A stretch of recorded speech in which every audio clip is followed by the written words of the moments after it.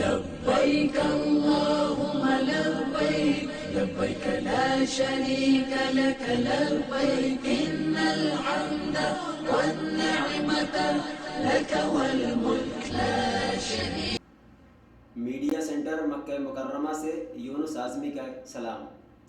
ناظرین کرام، آئیے آج ہم آپ کو لے چلتے ہیں مدینہ مومنٹ کی جانب. مدینہ مومنٹ حج مشن کا ایک بہت ہی اہم شعبہ ہے، جہاں سے حج مشن کے ذریعے سے حج کمیٹی سے آنے والے حجاج کرام کا مدینہ مومنٹ ہوتا ہے، اور ایک طویل مدت سے جناب عبد المقیت صاحب کی زیر نگرانی یہ عمل پائے تکمیل کو پہنچتا ہے. تو آئیے آپ کی ملاقات ہم کراتے ہیں جناب عبد المقیت صاحب سے، اور ان سے ہم جاننا چاہیں گے کہ مدینہ مومنٹ کس طرح سے پائے تکمیل کو پہنچتا ہے. جناب عبد المقیت صاحب، میڈیا سینٹر مکہ مکرمہ میں ہم آپ کا پرجوش خیر مقدم کرتے ہیں، اور امید کرتے ہیں کہ آپ ناظرین کرام کو مدینہ مومنٹ کی کارروائیوں اور کس طرح سے مدینہ مومنٹ پائے تکمیل کو پہنچتا ہے آپ بتائیں گے، تاکہ حجاج کرام اور خاص طور سے ناظرین کرام اس سے استفادہ کر سکیں. سب سے پہلے میں یہ جاننا چاہوں گا کہ ان سال مدینہ مومنٹ کب شروع ہوا؟ اس سال مدینہ مومنٹ 19 اکتوبر کو شروع ہوا، اور ایسے ہر سال مدینہ مومنٹ حج سے پہلے بھی ہوتا تھا. جو حجاج کرام جدہ آتے تھے فلائٹ کے ذریعے سے، وہ حج سے پہلے مدینے کے لیے روانہ ہوتے تھے اور 8 دن رہ کر کے زیارت کے بعد واپس ہو جاتے تھے. لیکن ان سال حج کے بعد ہی مدینہ مومنٹ ہوا، حج سے پہلے کوئی مومنٹ مدینہ مومنٹ ہوا نہیں. جیسا کہ عبد المقیت صاحب نے بتایا کہ ان سال مدینہ مومنٹ حج کے بعد شروع ہوا.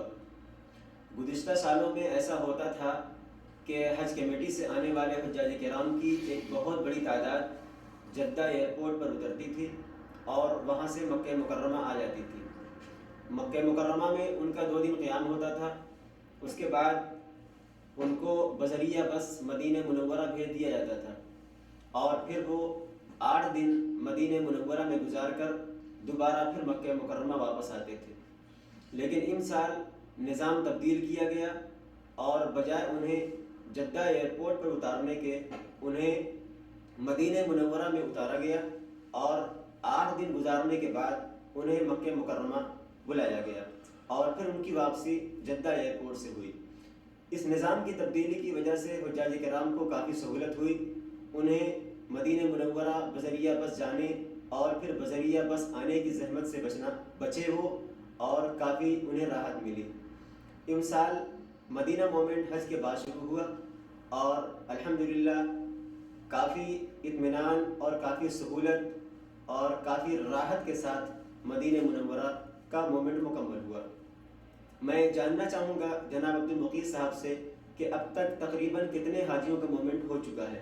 جی ہاں، اس سال اب تک 59,300 حاجی مدینہ منورہ کی زیارت کر چکے ہیں، اور 2 دن باقی رہتا ہے.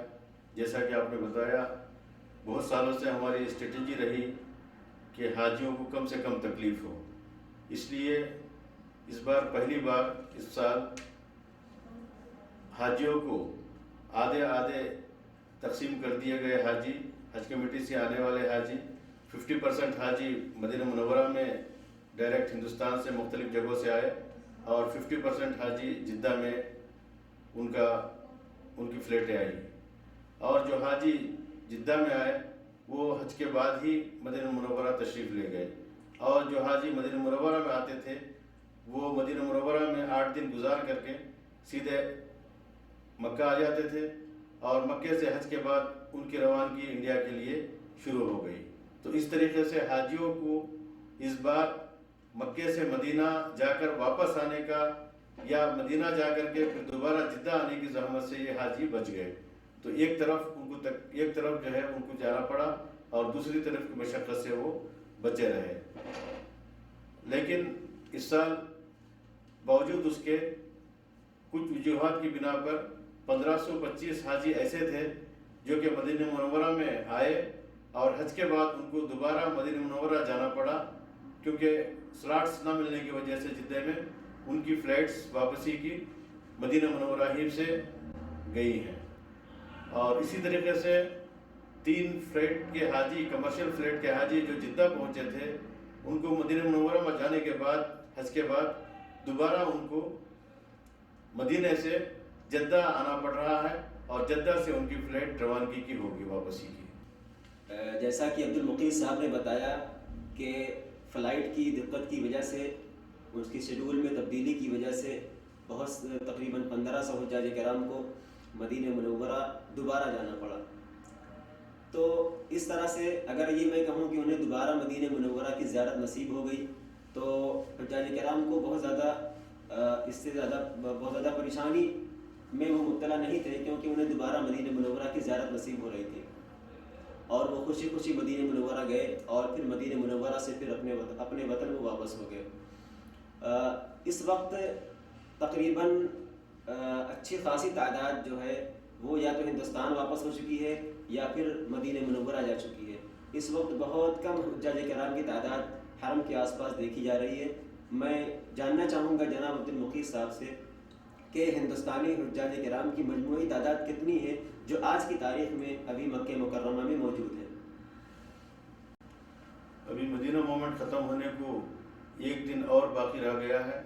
کل مدینہ مومنٹ کا آخری دن ہے 10 نومبر، اور اب صرف ہمارے پاس 1100 حاجی باقی رہ گئے ہیں، جو کہ انشاءاللہ آج شام اور کل صبح شام کر کے پورے کے پورے انشاءاللہ پورے ہو جائیں گے۔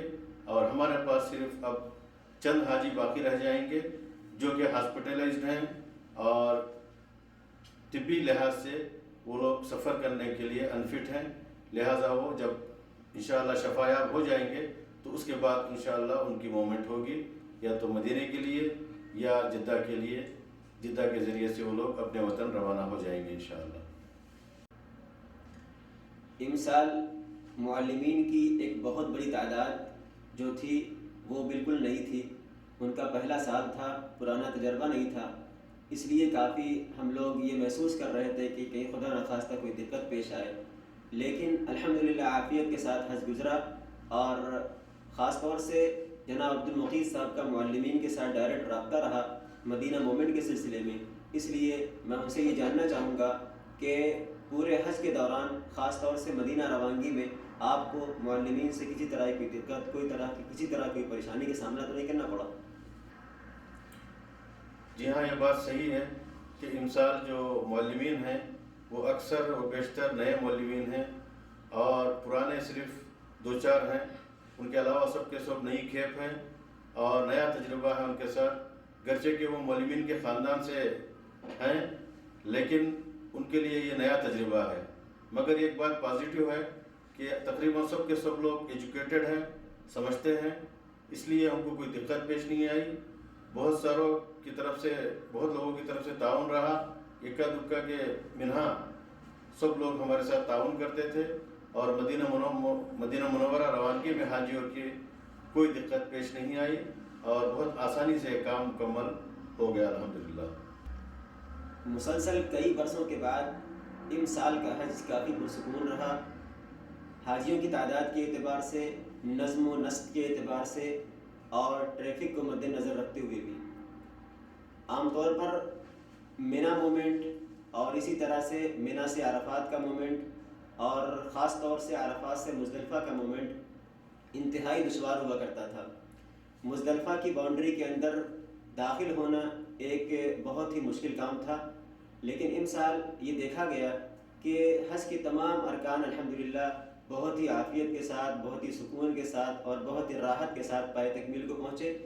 کہیں بھی حجاج کرام کی بہت بڑی بھیڑ دیکھی نہیں گئی، خاص طور سے میں نے خود ٹرین پر دیکھا، اور ٹرین پر جس طرح سے حاجیوں کا گروپ 250 حاجیوں کا گروپ جس طرح سے ٹرین پر سوار ہو رہا تھا، کافی اچھا منظر، کافی بھلا معلوم ہو رہا تھا، محسوس ہو رہا تھا کہ یہ اس امسال نظم کافی بہتر ہے، اور الحمدللہ انتہائی سکون عافیت کے ساتھ پورا حج گزرا۔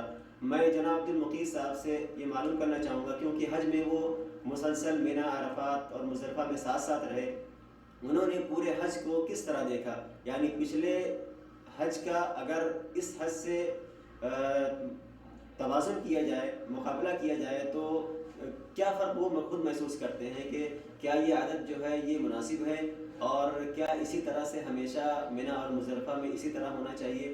میں ذرا ان سے جاننا چاہوں گا کہ ملا جلا کے پورا حج کیسا رہا۔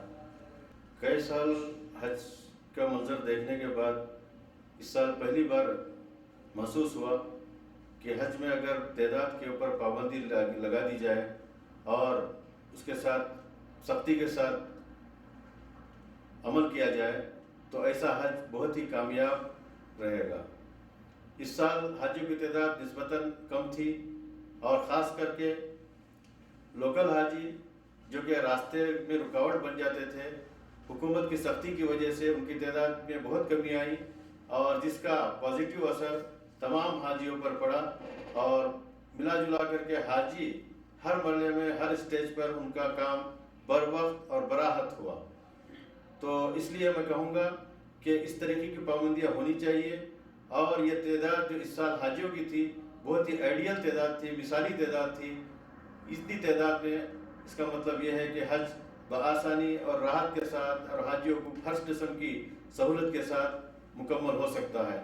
تو اس سال بہت ہی آسان حج اور بہت ہی آرام دہ حج تھا حاجیوں کے لیے، اور خاص کر کے ٹرین کی کامیابی، ٹرین کا جو اسکیم تھی وہ کامیابی پچھلے سال کی بنسبت وہ بھی ایک بہت اہم ترین ہمارے لیے اچیومنٹ ہے۔ اور اسی طریقے سے بسوں کی جو روانگی ہوئی اور واپس ہوئے وہ بھی ایک بہت بڑا اچیومنٹ تھا۔ ملا جلا کر کے ہر مرحلے میں اس سال حج میں ہر قسم کی کامیابی ہم لوگوں کو ملی ہے، یہ بہت بڑی بات ہے۔ آخر میں جناب عبدالمقیت صاحب کا شکریہ ادا کرتا ہوں کہ انہوں نے اپنے قیمتی اوقات میں سے کچھ وقت ہماری اسٹوڈیو کے لیے بھی نکالا، اور ہم نے ان سے بہت ساری معلومات حاصل کی۔ میں شکر گزار ہوں آپ کے تشریف آوری کا۔ بہت بہت شکریہ جناب عبدالمقیت صاحب۔